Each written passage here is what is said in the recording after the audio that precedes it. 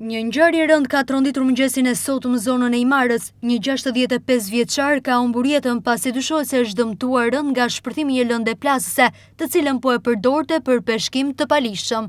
Ngjarja është regjistruar rreth orës 9 në afërsi të zonës së Porto Palermos. Sipas informacionit paraprak të policisë, 65 vjeçari me inicialet PM dyshohet se ka qenë duke peshkuar me lëndë plasëse, të identifikuar paraprakisht si dinamit.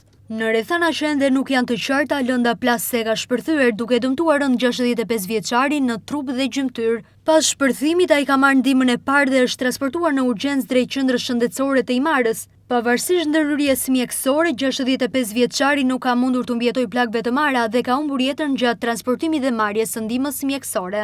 Zona ku ndodhi ngjarja është rrethuar nga shërbimet e policisë, ndërsa në vendngjarje kanë mbërritur edhe specialistët e grupit hetimor. Në drejtimin e prokurorisë po kryen veprime hetimore për të përcaktuar me saktësi mënyrën se si ka ndodhur shpërthimi, llojin dhe origjinën e lëndës plasëse, si dhe rrethanat e plota të ngjarjes.